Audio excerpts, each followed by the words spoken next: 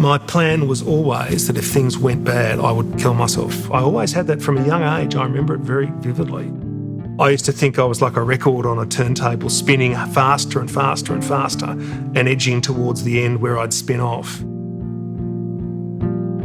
We had a very difficult time as kids. My parents, they were very unhappy for as long as I can remember, and they used to fight a lot. We were never hit, but, we were verbally hit most days of the week.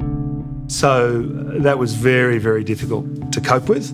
All of that I just tied up in a really tight ball and buried very deep inside myself. I became a Member of Parliament. I ran for pre-selection at 21, 24, 27, got elected to Parliament. I was widely discussed as the next leader of the Liberal Party. And I was inconsolably miserable. I'd spent all that anger and there was nothing there but an empty hole. I'd been sort of getting more manic as opposition leader, and I found myself at an event where I said and did some things that were pretty stupid and inappropriate.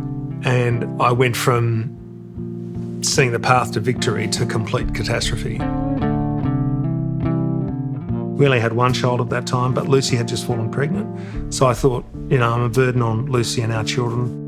Because I felt I was a burden on other people, the last thing I could do was talk to them about what I'd done, because that would deepen the burden.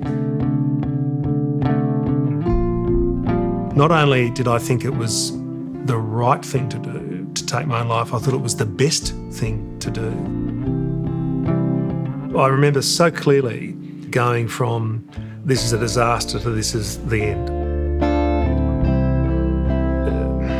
The hardest part by far was about 2 days after I'd gone into the clinic after my suicide attempt.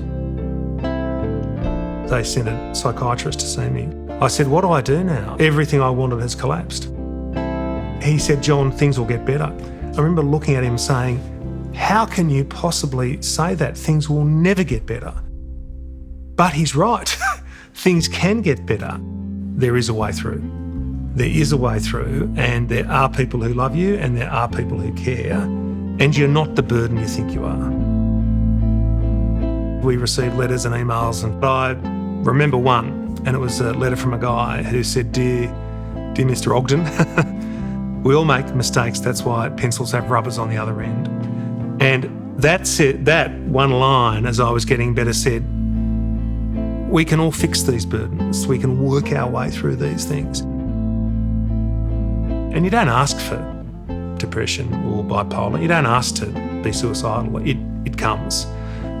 So you shouldn't feel guilty about something over which you have no control. The world wasn't better off without me. I know that now. I thank God every day that I didn't complete my suicide. And if I had to talk to somebody right now who was in that situation, I'd hold their hand, I'd bring them close, and I'd tell them that there is more to live for than there is to die for.